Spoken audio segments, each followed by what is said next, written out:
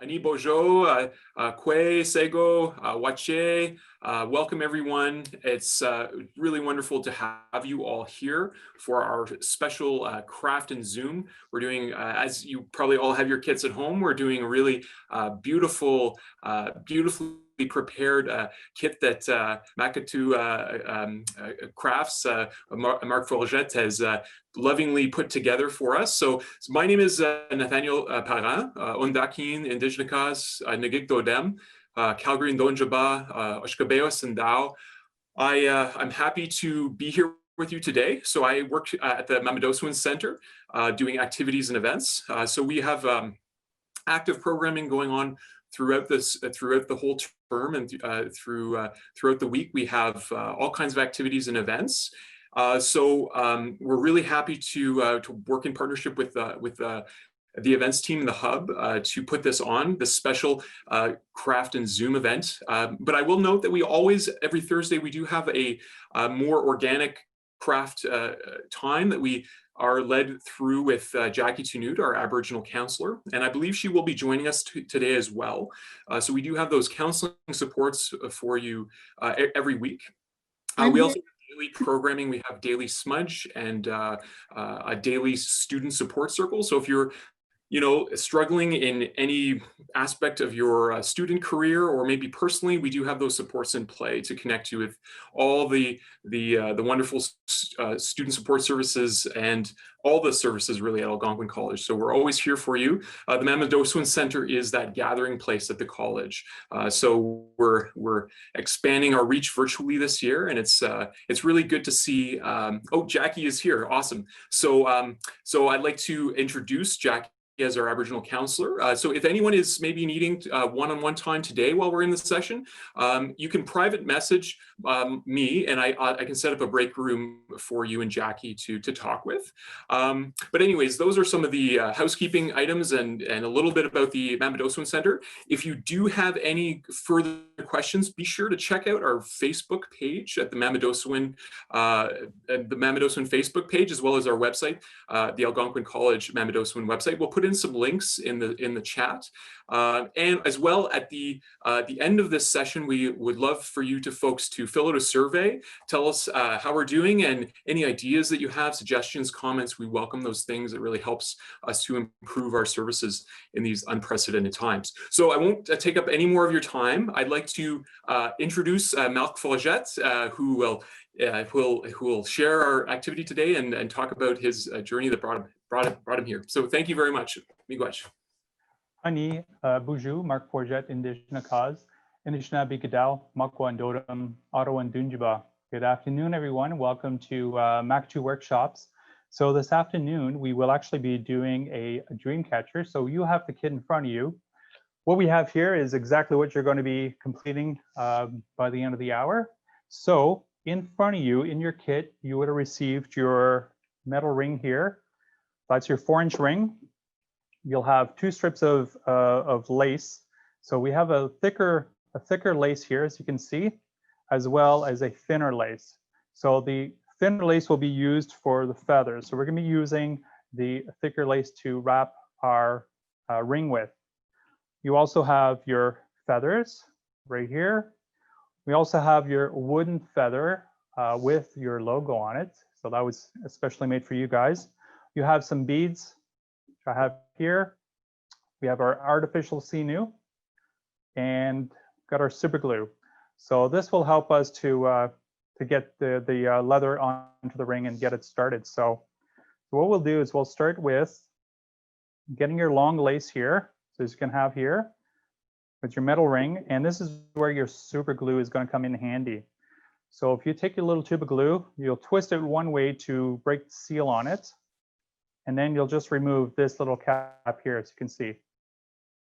Okay, simple as that. And what I do is just dab a little here on your leather, and then carefully, not sticking your fingers to the ring, just kind of grab it around and just hold it for a couple of seconds for it to grab.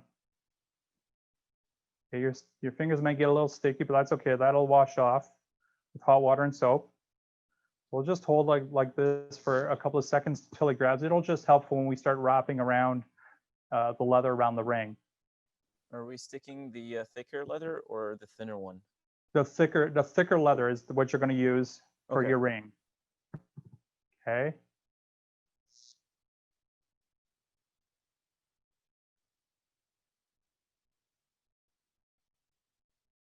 Everybody's pretty well there. So we're going to start now. You're just going to start wrapping around and just pull your leather lace right through. And just do not overlap it. So you want to just keep it going around like so. And then every once in a while, what you want to do, so you'll want to tighten up your lace. So I'll show you how to do that in 1 second. Once you have enough wraps around your metal hoop, what you'll do is actually twist it like so in the direction that you're going in, and that'll actually tighten it and give a little more, just like so. That'll bring it tighter together.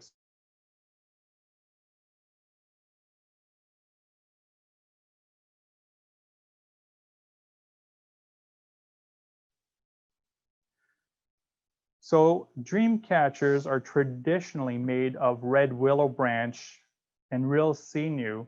So today we're taking a modern take on it with the metal hoop.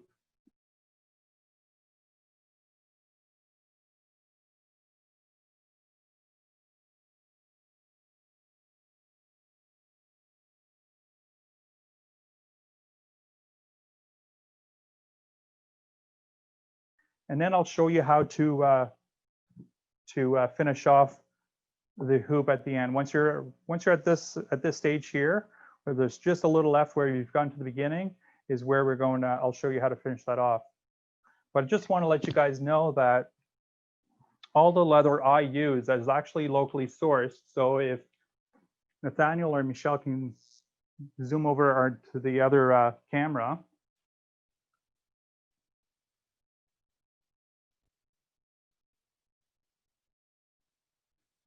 So we have here, this is the leather that I use when I receive it. So it comes in big sides of leather. And then I'll actually break it down into the lace that we see here. So here's some lace that I've cut from that particular leather. So all this leather is actually sourced out of the Bancroft area in the Ottawa Valley. And the feathers that you guys are going to be using today, so this one here is a duck feather from a wood duck. And others are actually goose feathers. And again, those are all locally sourced. A friend of mine is a hunter, so he'll usually drop off a lot of these feathers to me almost on a weekly basis in the fall. So most of the material you're using today is actually all locally sourced, which is quite nice. So we're actually using whitetail deer leather as we're doing this. Everybody doing okay so far? So you can always use the chat if you wanted to ask a question, and Michelle or Nathaniel can also ask me that question. Or you can also raise your hand with the reactions. So don't be shy to ask any questions. And let me know if I'm going too fast for everyone. If anyone would like to raise your hand, I can see you in the side. If you click on participants, you'll see a little gray button under everyone's name that says raise hand. Otherwise, you can feel free to type in the chat and I'll keep an eye on that as well. Thank you, Marc. Thank you, Nathaniel.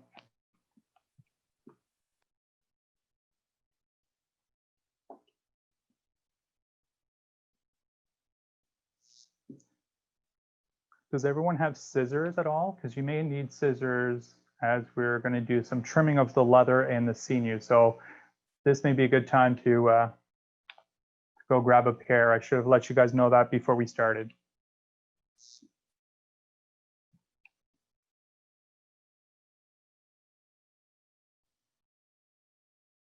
So does everybody know the meaning and the use of the Dreamcatcher and what it's used for?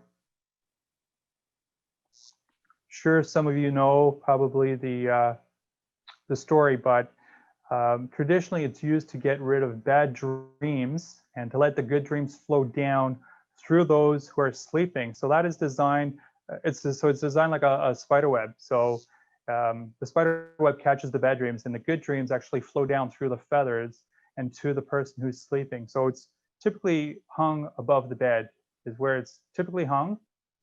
And as the story goes, usually those bad dreams that are caught up in the web will burn off with the sunlight as the sun rises and comes through the window. So it's said that the Ojibwe are the ones who created the Dreamcatcher years ago, but of course there's a fight with other tribes to say they were the ones that, were the first ones to make Dreamcatchers. So who knows? Only our ancestors know the real story, but it's still a very popular thing to have hanging above a bed. And this will make a nice gift for Christmas for someone, or of course for yourself.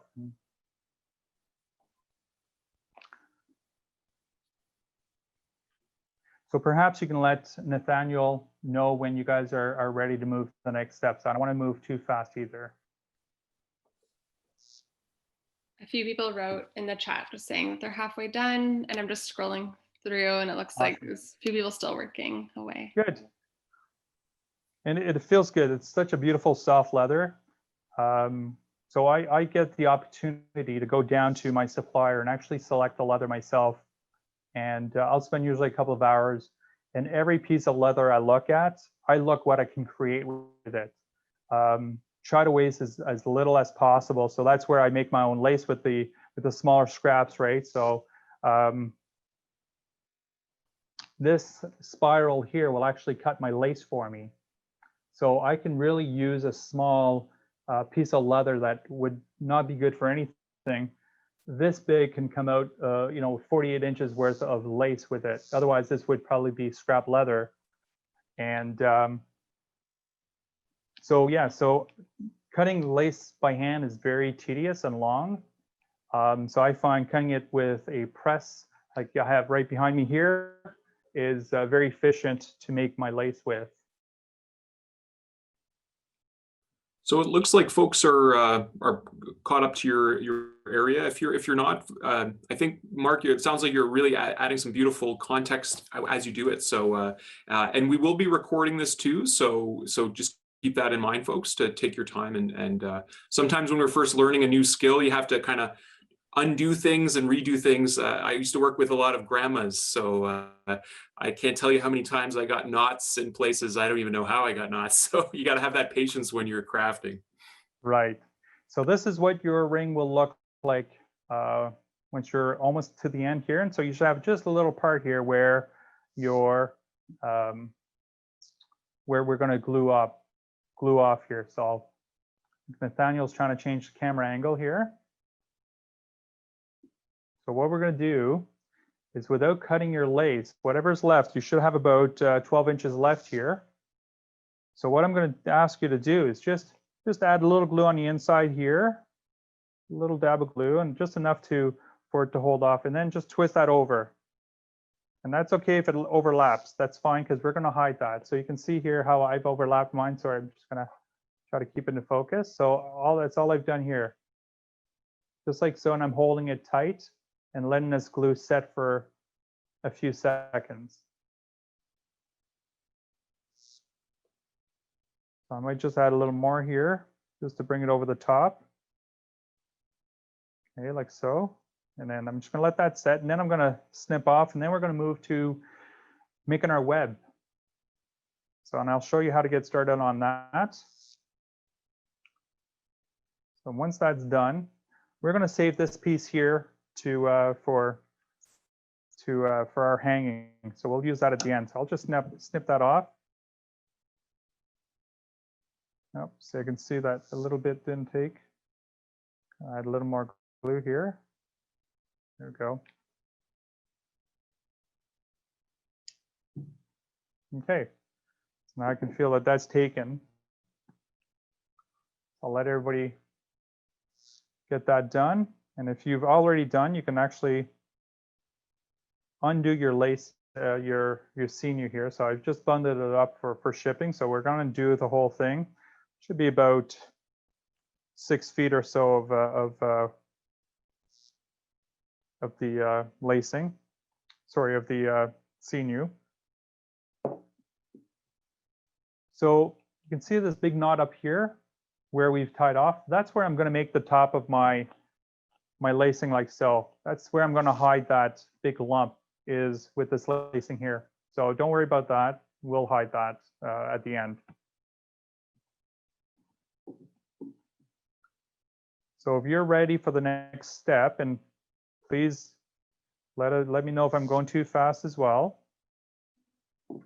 So I'm just going to tie a simple knot onto my ring with the artificial sinew here. So I'm just going to go like so. And then the sinew is going to want to stretch a little and slip. So I'm going to actually pull it tight like so. Okay. Now I know it's tight, and then I'm going to take my scissors and just snip off a bit at the end, leaving it about a 1/4 inch. Just like so.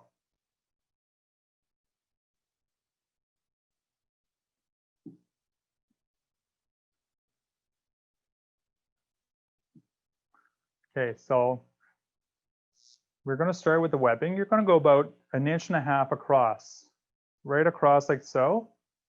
So you're going to go over the top, go underneath. So that can be loose like so. I'm going to leave it loose like this so it's easy, but I'll go over the top and then up underneath, just like so. And pull that right through, and I can make some adjustments where I think I like it. And then I'll pull tight toward, sorry, right down like this. I'm going to repeat that. Just bring that up over the ring, back under, and then through, just like so. And then I can adjust it accordingly and pull it tight. I'm going to repeat that all the way around, like so. And so here, like I said, if it's too small, you can always adjust it, loosen it up, pull it back to where you think you're happy with it, and then pull tight. It doesn't have to be perfect. Every Dreamcatcher is going to be different, and that's what makes it special. Everyone's different. Everyone's an original, right? So then we're going to go back like so. Then I'll pull tight, just like so.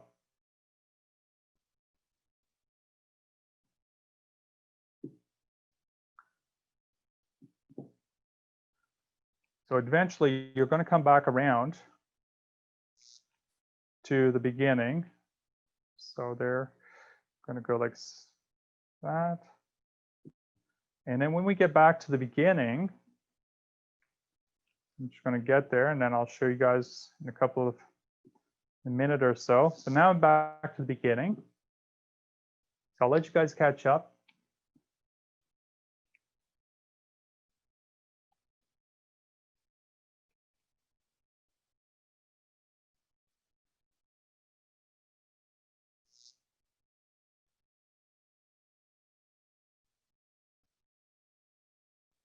So when I come back to the beginning, what I like to do is just overlap the first one just by a little. So just to say, well, again, I'll go over the ring, back under.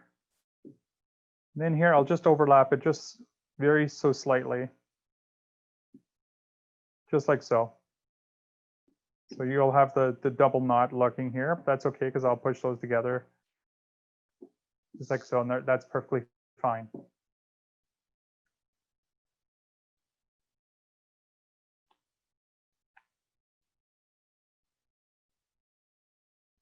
So next, we're going to start our webbing on the inside. So I'll usually skip the first one here, and I'll go straight to the second one.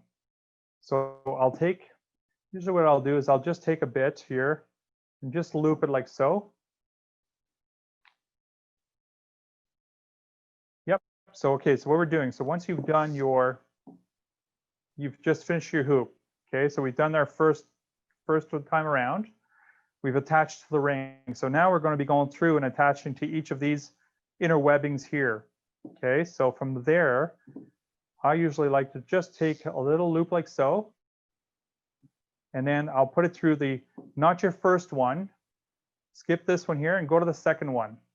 So just go down inside, like so. Pull that right through. Okay, so you've just gone down into it, and then pull up. So you'll have a hole right here, and then just pull up your sinew through there. So that should make a little hook like so, and then pull tight. So all I've done is just flip it around so that it locks on.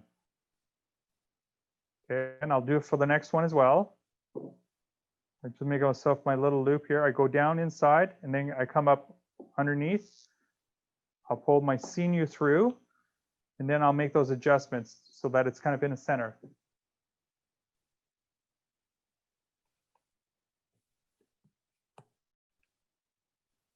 So Mark, we have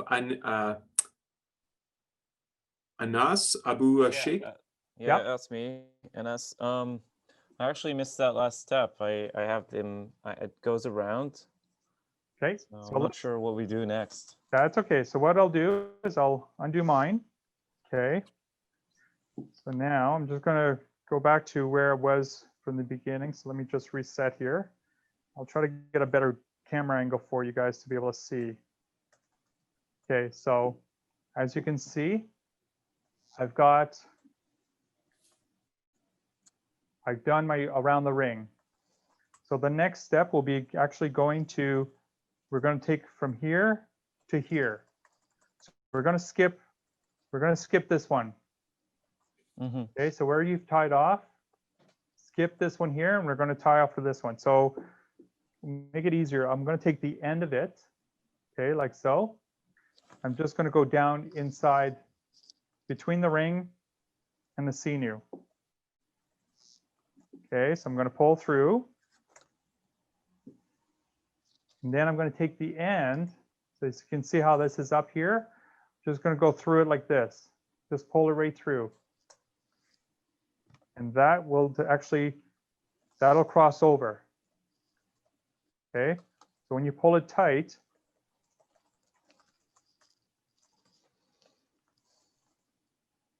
so you can see that we've skipped from here to the second one. We didn't go into the first one here.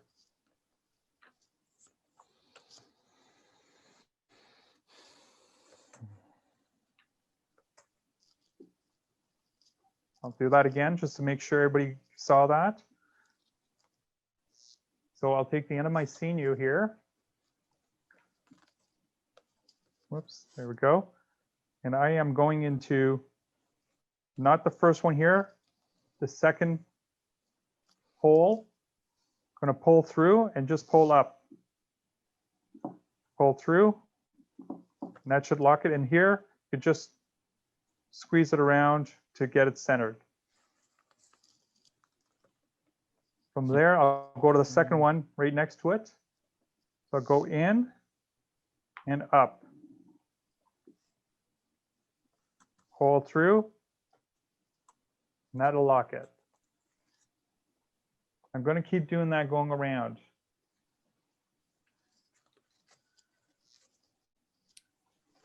Like so, I'm going through. And I'm going to grab it on the other end. And I'm going to pull through.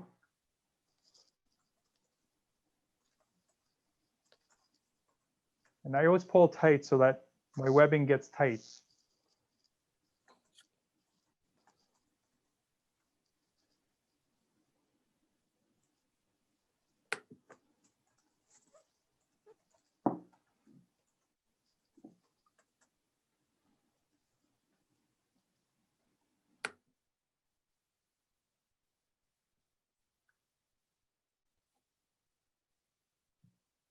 Everybody doing okay?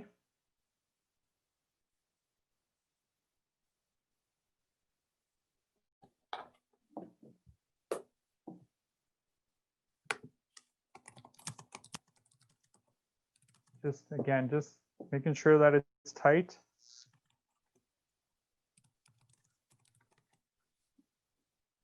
So we're going back to the near beginning, and then I'll show you how to start the next.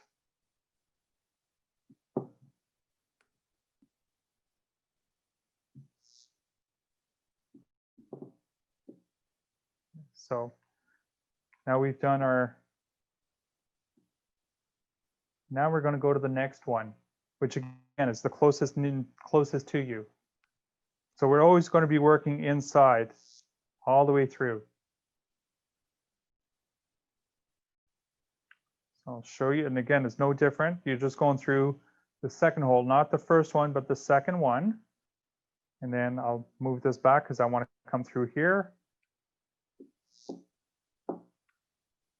Then I'll lock it in place like so. Oops, I want that more centered, so I'll just back it up. There we go, and pull tight.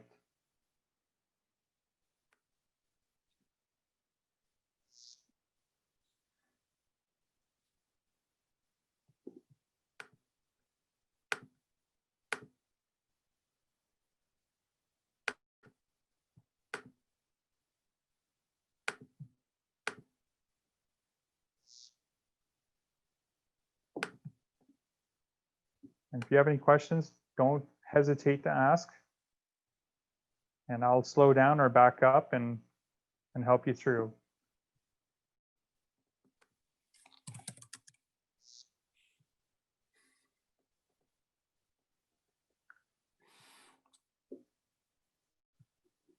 So this to me is very enjoyable to work with, this beautifully sourced leather.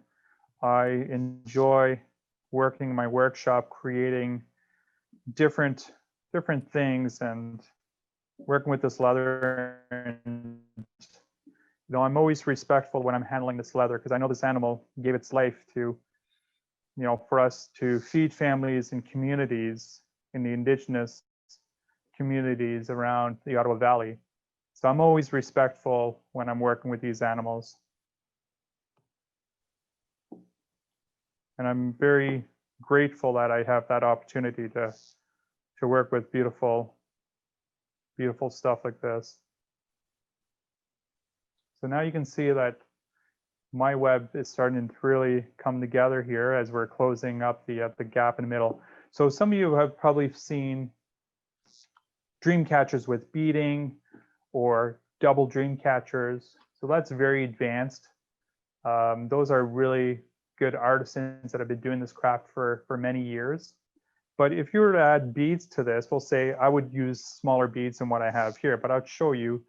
You would just insert a couple of beads like so. But we're going to be using these beads for your feathers. So just like so, and then you would just continue, to go through like I am here. I'll just show you what it looks like.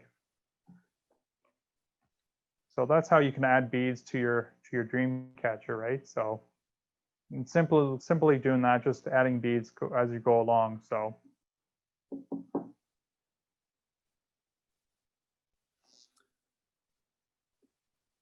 Marc, I have a question. You talked about animals and our connection with them and how Indigenous people utilize every part of the animal. I'm wondering if you could expand on some of the work that's involved in preparing some of these materials, because sometimes we just, in our society, we just get things like everyone had a beautiful kit that was lovingly put together by you. But I know that, from having done some work in community and stuff, that there's a lot that goes into preparing the hide.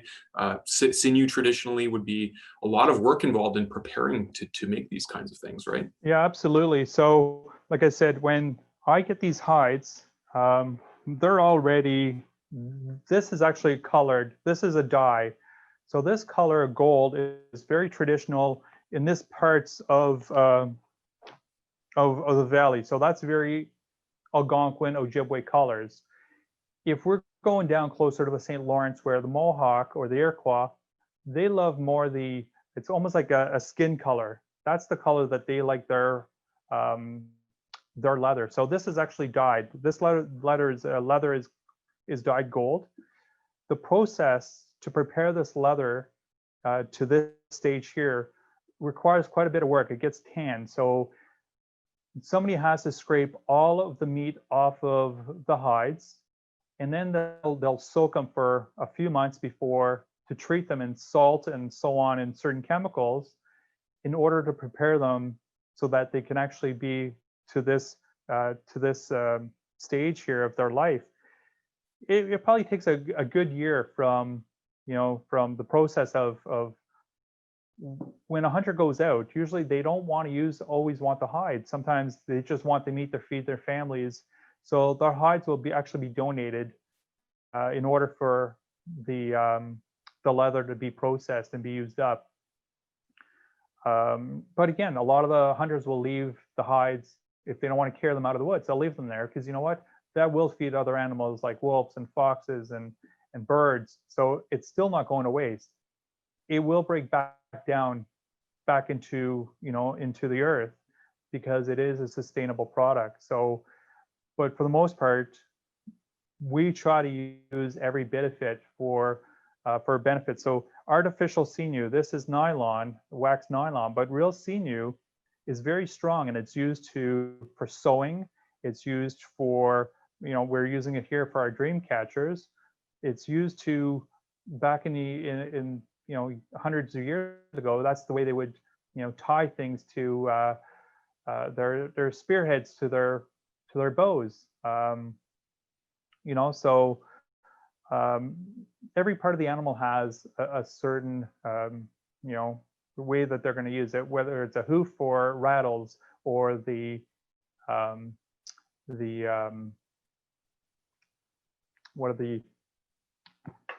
deer rack. The antlers can be used for jewelry. If you've ever gone to a powwow, a lot of the jewelry that they wear is all made from, whether it's from the antlers or the leather that they use. So I've got different color leathers that are all dyed different colors, but it's all a natural product.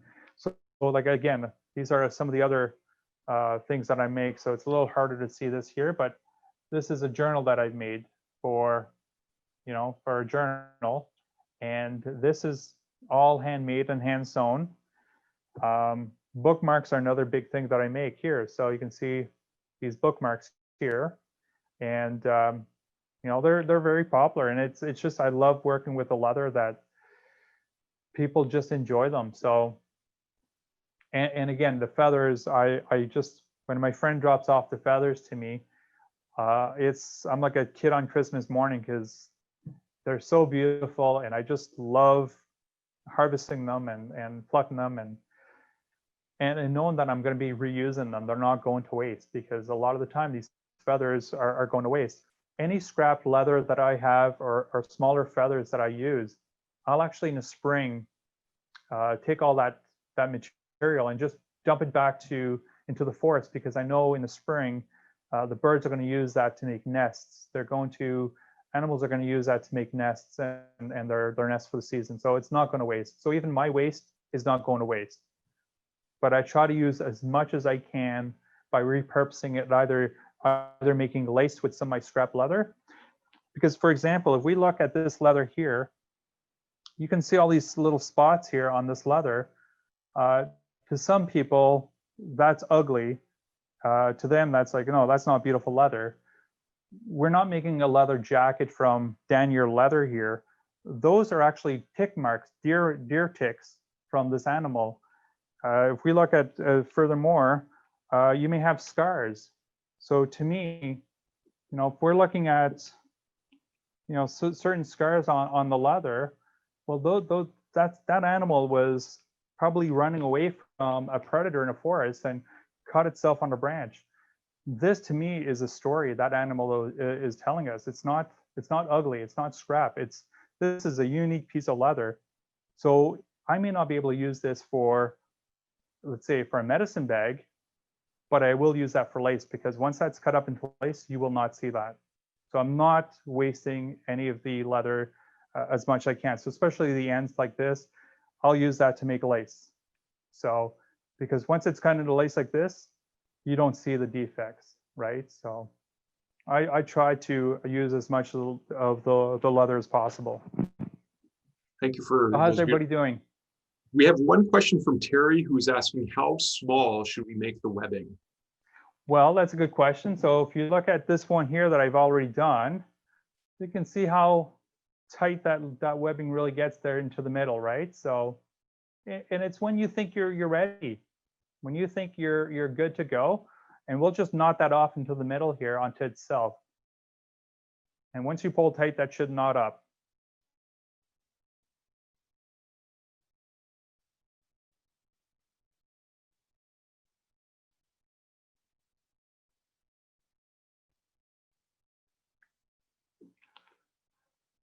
So I'm just looking at, sometimes I'll have some of my webbings where I'm like this and, I'm done. Maybe a little smaller, but that's it, I'm done, right? And again, I'm gonna just finish up this one here quickly to show you how we're gonna tie that off at the end. So, and all you're doing is just, again, going right through to just tightening it up like so.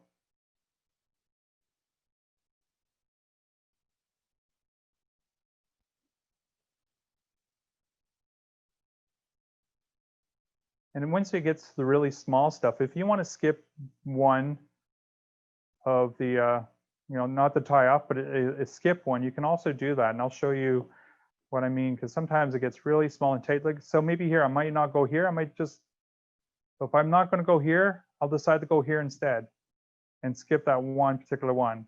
I'll go down here, come up, and that's okay, because it'll still look good.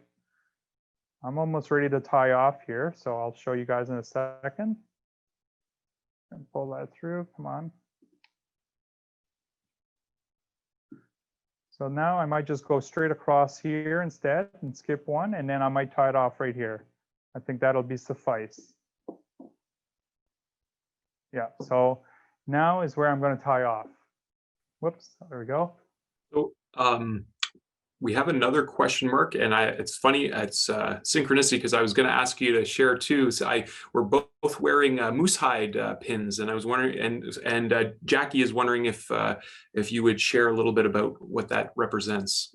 Yeah, sure. Let me just grab one of my cards here so that I could, properly share that.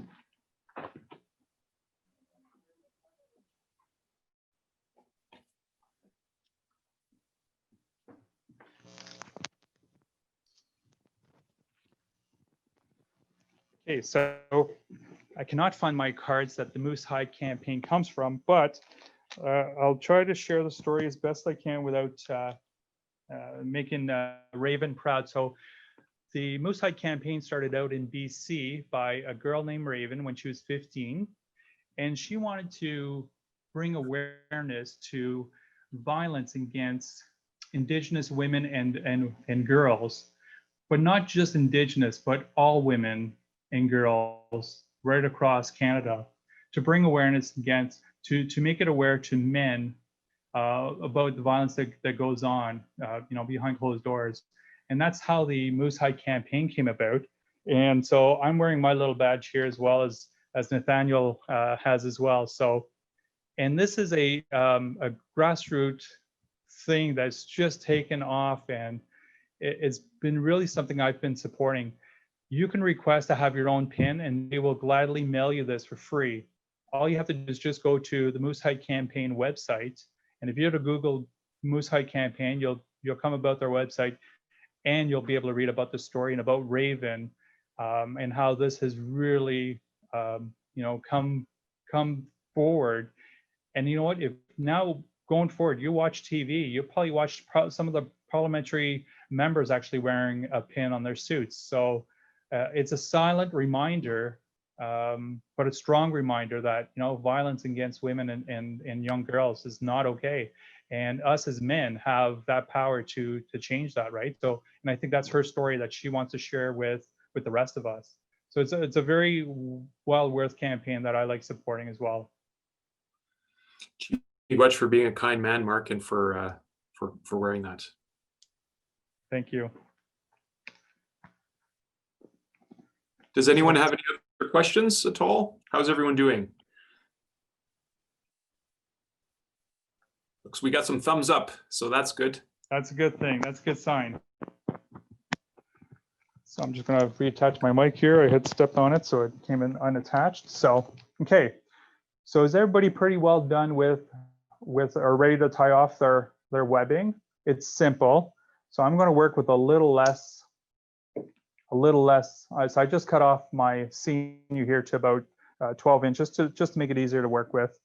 So again, just try to get underneath and just try to, just going to be a couple of simple little knots. So just went under, through, just pull tight. There we go. Like so. I might do one more to be on a safe side. But again, this should be fairly safe to not move. So, and I'm just going to go like so, just like so, and then I'm going to trim that off. And again, because it's waxy, you can kind of work it in like so into a little ball so that you really can't see it. And there you go. So now we've got our webbing done. So the next step will be our feathers and our lacing. So once everybody's done that, we are going to grab our feathers and beads.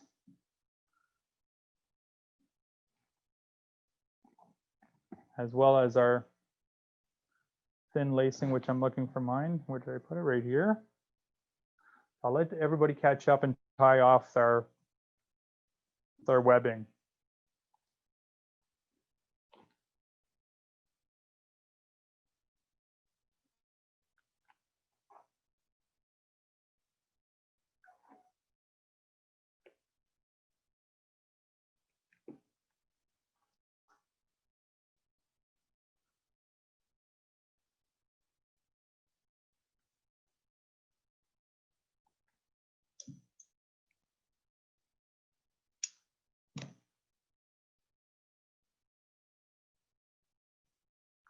So hopefully everybody's caught up.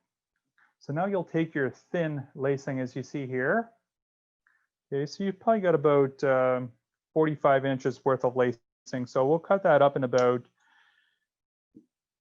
15-inch pieces. So almost about 1.5 feet. So because we're going to do three of them equally the same. It doesn't have to be exactly equal, but close enough. So here mine are not all equal. They're probably about 1 inch or so off. And that's okay because we don't want it perfect.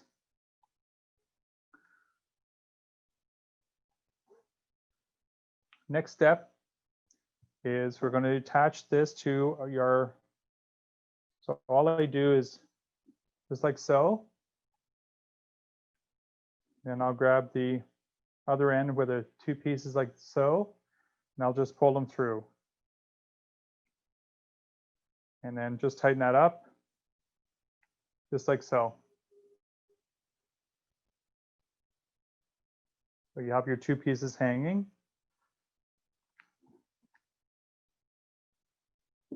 Okay, then we'll do that for the other 2 as well. So to one side, so just fold it over like so. Oops. You have a loop here, and then just go up onto the side and put your 2 loose ends through the hoop, and then pull tight like so. And then the last one, put through to the other side, loop it up, the 2 loose ends, put through the loop, and just pull tight. So this is what, once we adjust everything, this is what you should look like once we're done. And so there'll be a little adjustments here and there, but that's okay. So one side's a little higher than the other. And loosen that off.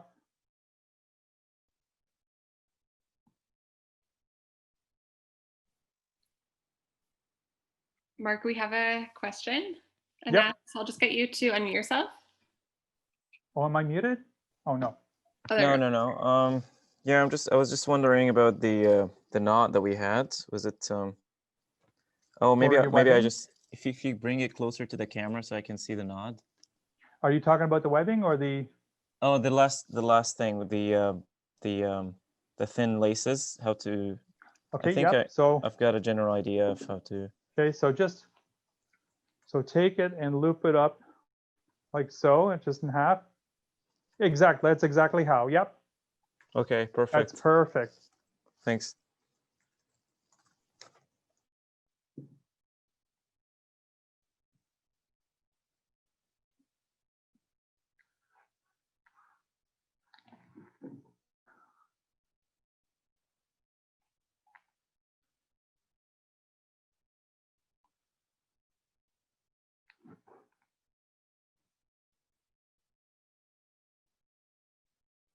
Awesome. That looks good, guys.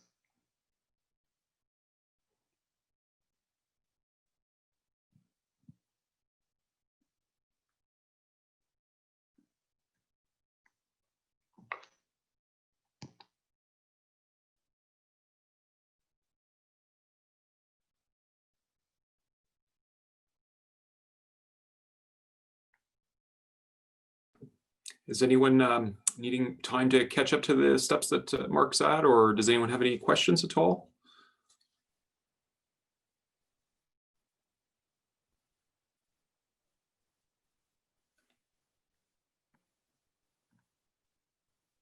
Looks like folks are good. Oh, Shada has a question. Hi. Sorry, I had to go grab nail clippers because I don't own scissors apparently. Perfect. Are we, for the knots with the lace, are we covering the oh God, what's it called? The part that's Yeah. overlapping? Okay, so what we're going to do is you're going to use your thicker lace that you had earlier. Okay, there would have been some left over. Yep. Okay, so we're going to take that just like we did the others. We're just going to fold it over.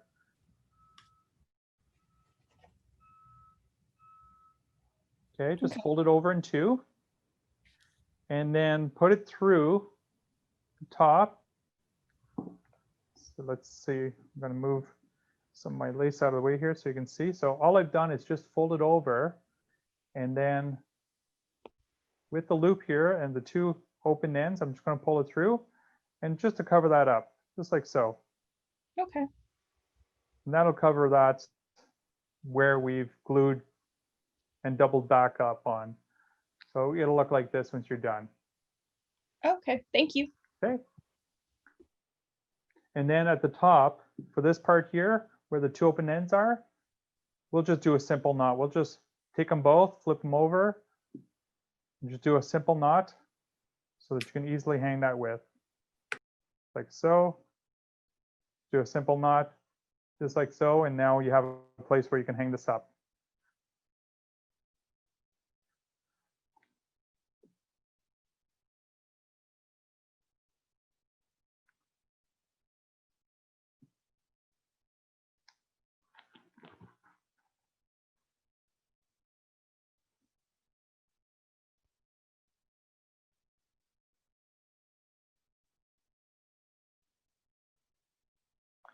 So are we ready to go and start putting on our feathers? Seeing some nods. Good. Okay. So you should have about 5 real feathers, like so. And then one with the Algonquin College logo, the wooden feather. So your wooden feather is actually going to go on the middle strand. So if we look at the board behind me here, we can actually see how we're going to finish that up. So let me turn the feather around. So you can see that we have our 3 strands, and we have the wooden feather in the middle with one real feather. So that's what we're going to do next.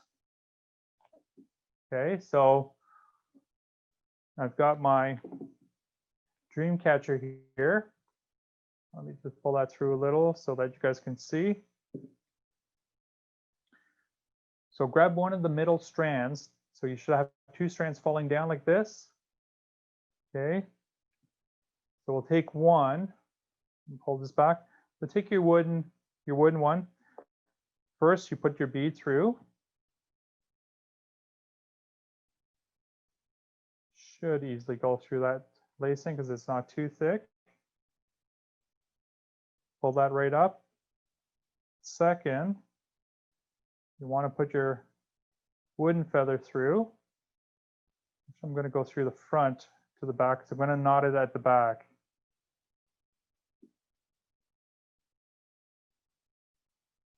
And here, I'm simply going to just tie a simple knot in on itself.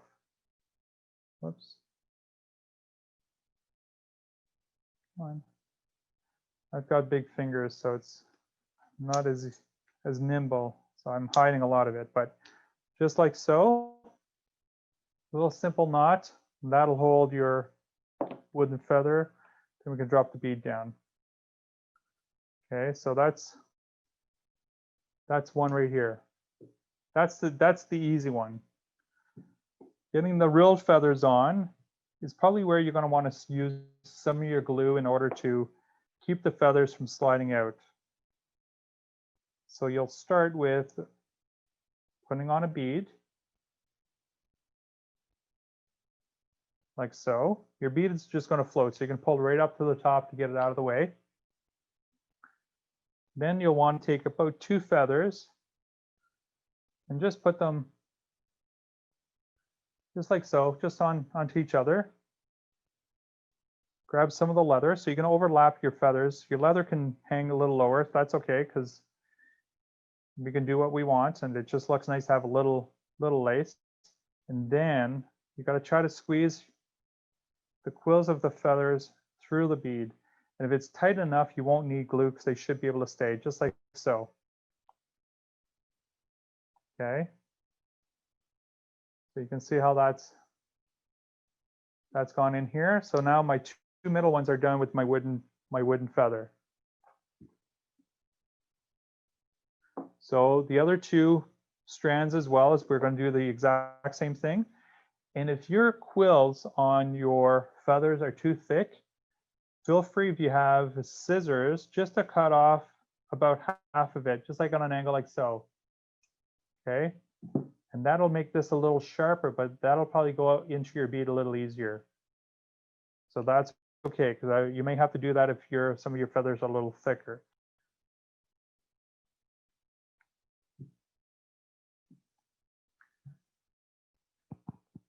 Just one of my beads. I'm going to put my bead through first.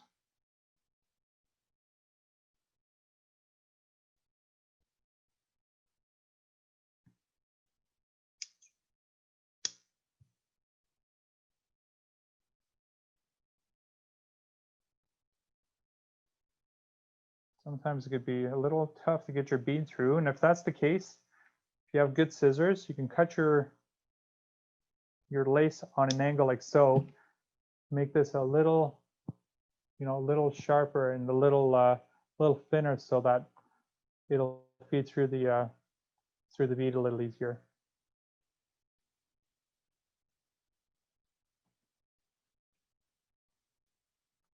We'll take our 2 feathers for this one here as well.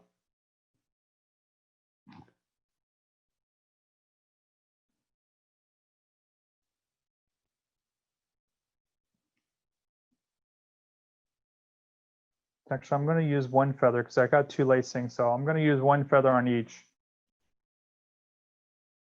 You may want to do the same as well, just so this one went on nice and easily as well.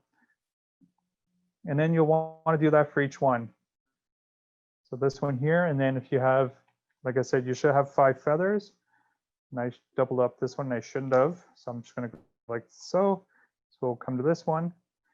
I think I'm out of beads, but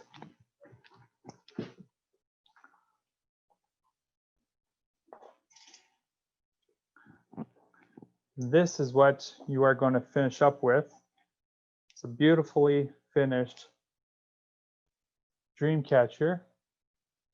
And again, if it doesn't look exactly like this, that's okay, because they're all unique. They represent you and your artistic talents, and that's okay, because everyone should be different. It should represent you and it should be personal to you. So any questions so far? So, Mark, it looks like maybe some folks didn't get beads. So if they're tying the feathers, is there any special way that you would tie the feathers? Simply just a knot. Literally, the lacing is short enough. Create yourself a little bit of a knot like so. And then just throw your feather in like so, and then just tighten her up. And leave a bit of a, just like so. So leave a bit of a tail. I think it always looks nice like so, but totally you can finish it like this here. And I want to apologize for those who did not get beads. I do apologize about that, but I've got a lot of my other dream catchers, medicine wheels, that actually don't have beads at the feathers, and they're just tied off like roughly like that. A note on beads, if anyone gets the chance to go to the National Art Gallery, you can kind of see the evolution of beads. And the first beads that came here were glass beads, but before that it was porcupine quills, right? Right, Mark? That was the specialty, especially the Mi'kmaq folks, and doing the baskets and things. So there's always an adaptation of new materials, and like pony beads are a more recent plastic kind of thing, right? Yeah, so the beads, for those who have beads, are actually glass beads. Oh, they're glass. Because Awesome. I like glass because, again, it is a natural product. It is made with sand and you know, applying very high heat. And yes, beads are not traditional to the indigenous peoples. It was the Europeans that actually brought beads from Europe in order to trade with. So it's you know, that's something new to the indigenous peoples in the last, you know, 400 to 500 years. So Shada, I love yours. It's great. Good job. Thank you. Love it. So one other question we have from Anna, Mark, is since we're on the topic of dreams, she's asking if there she's really interested in lucid dreaming. Is there any First Nations belief stories, ideas about that you know of about that? Not that I know of. You know, I'm sure there are storytellers out there. Some of our storytellers and elders that can certainly tell stories about that. I'm not familiar with any of those stories, but I'm sure if she's to Google anything like that, everything's on the internet, and I'm sure she'd be able to find some great information on that for sure. Thank you. Does anyone else have any questions or follow-up that you'd like to, any comments that you folks would like to express from our workshop? So my understanding is that the events team will be mailing out everyone a survey. So we ask that you please take time to do that if you can, just to let us know how you enjoyed the workshop, what you'd like to see in the future. If you have any ideas of anything that you would like to see us do, we're always adapting our services to meet the unique times of the unique needs of the time. So Chimigwech, Mark, for your awesome teachings, for sharing your crafting gifts and skills with us. And if people want to learn more about the crafts, maybe they want to, you know, order some crafts for Christmas, maybe some of your bookmarks for family, how would they find you? So you can go to my website, makatew.ca. That's MAKATEW.ca.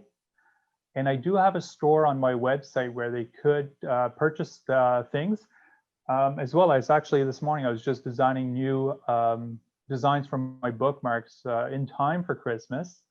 And so I've got a couple of good ones. I've got, let me see if I can find my page. Yeah, so here are some of the new ones that I'll be making. And so these are going to be heat pressed on, just like this Ottawa logo here. So a little bigger. This will be the actual size that we see here. So dream, breathe, gratitude, which I think we are using a lot of. Gratitude. I'm very grateful for a lot of things today, even in the middle of a pandemic. and Miigwech, because I think it's a great way to say thank you to somebody who's done something for you. And I'll have the little translation into English as well underneath it.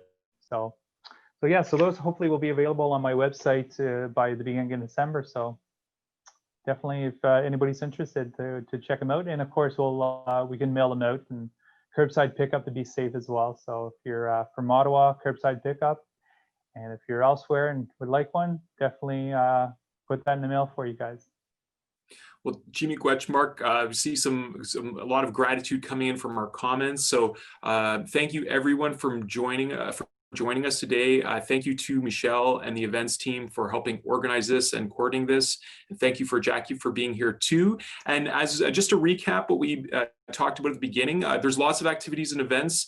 We have daily smudging and support circles at the Makatew Center. So please do check out our Makatew Facebook page. Also, the events team and the hub have all kinds of events and activities to support folks, learners, and to encourage that school work-life balance as well. So do connect with us, and we wish you continued success on your academic and college journey. And if you have any comments, questions, suggestions, please do fill out that survey. It probably will take you about 3 minutes to fill out.